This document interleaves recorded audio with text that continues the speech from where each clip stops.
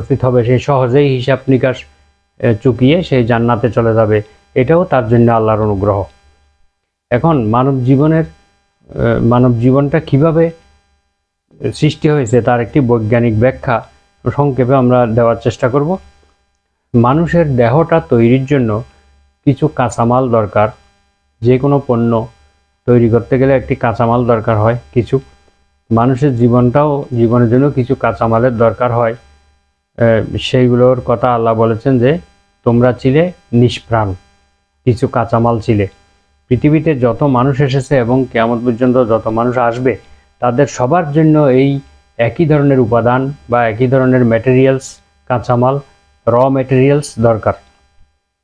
আর পৃথিবীতে এই নিষ্প্রাণ পদার্থগুলো বা কাঁচামালগুলো বিভিন্ন জায়গায় বিক্ষিপ্ত অবস্থায় রয়েছে, ছড়িয়ে ছিটিয়ে রয়েছে।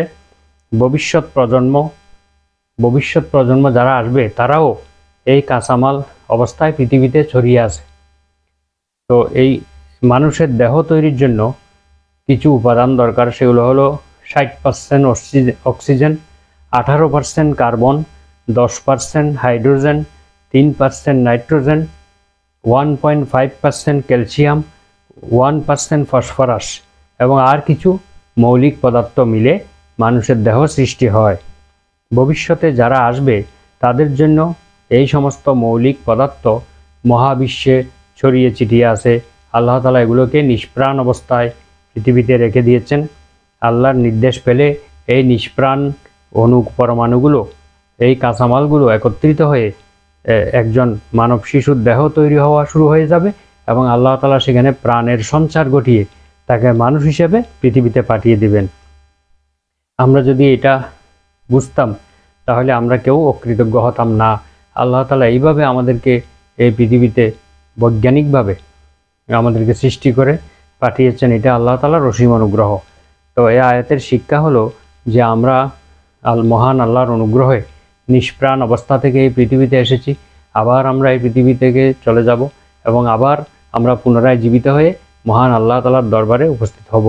এই বিষয়ে আমাদেরকে বিশ্বাস রাখতে হবে এবং সেখানে আল্লাহ তাআলার কাছে আমরা যাতে আমাদের হিসাব দিতে পারি সেভাবে আমরা জীবন পরিচালনা করব এবং এরপরে আমরা পরিপূর্ণ বিশ্বাস স্থাপন করব এবং আল্লাহ তাআলার এই নিয়ামতগুলোকে উপলব্ধি করে তার উপর আমল করার চেষ্টা করব।